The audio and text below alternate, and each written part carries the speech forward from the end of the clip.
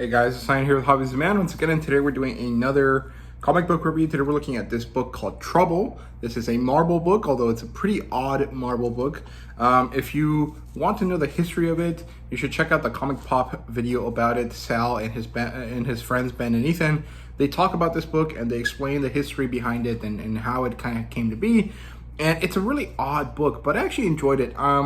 Probably because I already knew what was coming, and so I didn't have high expectations in terms of superhero work, right? In terms of being a good superhero story. But what it is actually a pretty fun romance drama story, right? So it's written by Mark Miller, and it has art by Terry Dodson with colors by his wife. I can't remember her name, but the Dodsons worked on this together, and her name is Rachel Dodson. And this is kind of their earlier work as far as I understand it. It does seem like that because what you think of as like a Dodson work is quite different now. It still has the same kind of vibe to it, right? But this is clearly much better than what was possible when they made this book, right? So here's the back of it just so you guys can kind of understand what it's about. This is a Marvel Premiere Edition, which just means it's a hardcover.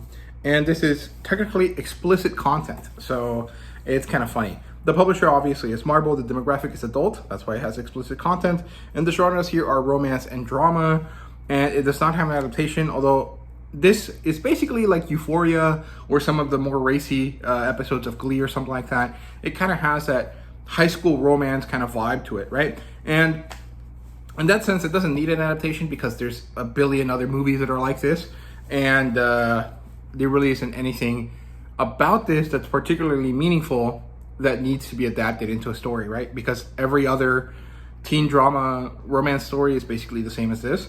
Ratings wise, it's a 4 out of 5. I thought it was pretty fun. I enjoyed it. But the premise is basically as far as I understand it, out of continuity prequel romance story that leads to the birth of Peter Parker. So this is the origin to how Peter is born and the development of the relationships between his parents and his uncle and aunt and how all of that kind of works together.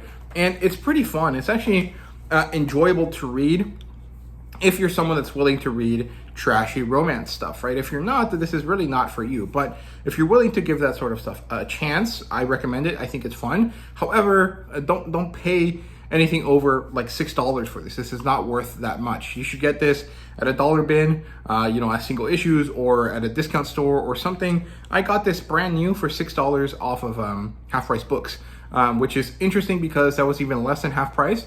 I don't know how they came about that price. I think it was based on the fact that sometimes they don't do half pricing, they do market pricing, and I guess no one really wanted the book, so they gave it a lower price than usual. But for the $6 that I paid for this, it was pretty fun. I enjoyed it. It was pretty cool. The best way I can describe this is you take the vibe of Grease, right? Like that kind of like cool car guy and pretty girl from out of town kind of vibe. And then you put in the plot line or the kind of like thrust of the High School Musical 2 movie, right? Like they go off to a country club and they work at the country club, right? And then you put in like Euphoria levels of like teen romance, right? And that's more or less what you get out of here. You get this kind of spicy, kind of concerning, kind of ridiculous, kind of like, why are you doing this kind of drama story between a few teenagers that are kind of about to become proper adults. They're going to go off to college. They're going to go off to get jobs and stuff like that. And it ends up being pretty fun and enjoyable. And I guess that was the point of this, but it is kind of out of left field. If you're expecting a superhero story, this is really not for you, right? So keep that in mind. Let's like look at the proper plot line here. So it opens up with Richard and Ben. They're getting ready to leave for the Hamptons. They're going to go work there over the summer. At the same time, we see May and Mary, who are friends in this version of the universe, doing the same thing. And it turns out that May and Mary are kind of from much more conservative backgrounds than Ben and Richard, and they're not really sisters, but they're basically best friends. And so as they get on the bus and they head off to the Hamptons, we see that the story is being told through May's diary, right? And she basically explains that she's going to do something crazy this summer, that she's going to go out of her way to be someone different, to be someone she wants to be instead of who she is expected to be. And it's all kind of stupid, teenage melodrama, but it is pretty fun and enjoyable, and it's also kind of something that is understandable for most people, right? There are times in your life where you want to be someone else, where you want to change, and you have to push yourself to do it, right? So it's good. I like it. They arrive, they get processed by the people that are in charge of the Hamptons, and then they become workers there, right? The boys meet Mary and May, and they pair off, and then they get chewed out for skinny dipping after a few days of working there and kind of just deciding to blow off the work. And so the idea is that Richard is kind of like the playboy character, where Ben is kind of the more reserved one, even though he's older, right? And Mary and May are kind of opposites, right? So May is a bit more outgoing. She's kind of not that strict with herself, where Mary is a lot more conservative, right? And so this is kind of the opposite of what the guys usually go for. Richard ends up pairing up with Mary, who is going to be kind of like less likely to put out, and Richard wants to enjoy the chase, whereas Ben is paired off with May, and he's quite happy with that. He's very much enjoying his time with her. There's a lot of sex for Ben, and there's basically none for Richard, and this becomes kind of an issue through the story, where throughout the summer, there's a lot of good and bad situations that happen from these characters that are not necessarily rich, but not really poor, working in this place where mostly very, very rich people end up working, right? Or end up going. And they kind of experience a little bit of difficulty to that, and especially the girls, right? And eventually, May and Richard end up cheating on their partners, on Ben and Mary, and they do it with each other. And this is where more of the teen type story situation happens, where the characters are kind of going behind each other's backs. They're kind of trying to make it work, and it's not really, but they're kind of hiding it well enough. And eventually, May ends up being pregnant. And the problem here is that as this is happening, or as May is realizing that she's pregnant, Mary decides that she's done playing hard to get, and she goes ahead and consummates her relationship with Richard. And then this is kind of where the downfall starts happening, right?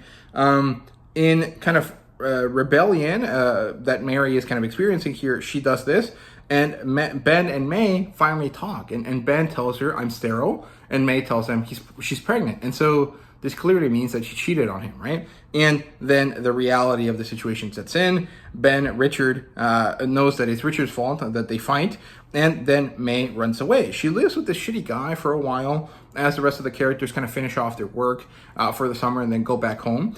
And then eventually she comes back to meet with Mary. They hatch a plan together, and then they go to Richard. And basically Mary acts like she got pregnant through Richard. She takes May's baby, and then she asks Richard to marry her, and that they can have a family together, right? And so then May meets with Ben again at the wedding, and they end up kind of also getting together. And then that's where the book ends. And basically the idea here is that Peter was always May's son. And it's crazy. It's kind of ridiculous. It's really odd, the way that the story ends. But basically everything leading up to the end, basically the first 3.5 issues or so, are great. They're really fun teenage melodrama with romance and with situations that would happen in something like Euphoria or Glee or any of these kind of like teen romance type shows, right? And it's pretty enjoyable and pretty fun. I actually had a lot of good, enjoyment out of reading this. So I recommend you guys check it out. But again, like I said, this is not for everyone. If you're not interested in stories that are not about superheroes from the big two, you're not going to like this, right? So that's basically for the plotline. In terms of characters, we have Ben and Richard. They're both Parkers, right, of course. And then May and Mary. I don't remember if they tell us their last names. I don't think they matter, but they end up becoming May and Mary Parker as well, right? No one else is really important here. It's really no big deal. In terms of world building, there's none, because this is technically just a straight up contemporary romance type story. And in terms of artwork and fan service, I mean, because it's Terry Dodson, the artwork, it's good. It's not as amazing as it ends up being usually for Terry Dodson. This is kind of early days for Terry Dodson, and they haven't really figured out everything yet as far as Rachel coloring in for Terry. So it's not good as current, but it's not bad. And most of the scenes here that are spicy are mostly fade to black. So they are kind of titillating or something if you're a teenager, but most adults are probably going to think it's whatever, right? But it is pretty fun, and the artwork is quite phenomenal. So ratings wise is a 4 out of 5. I think there's a good drama story here, but it's not really good as a Spider-Man prequel. And it's kind of ridiculous. This isn't like even a what if story. This is just kind of like a insane concept that I don't know why it happened. I'm happy that I did because I did like it, but it doesn't make any sense whatsoever for like what Marvel and DC are, right? Like if DC made like a story like this about like, you know, Clark Kent's parents, no one would want to read that, especially if it came out now.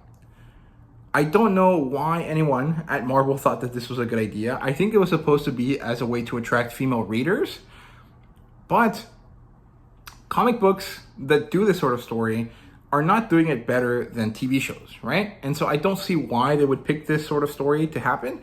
Although it's not bad, it's just like kind of odd that they chose to do this. So if anyone knows any more information about how this story came to be, please let me know down in the comments. I would appreciate it because I think it's interesting for like the understanding of the industry at the time, right?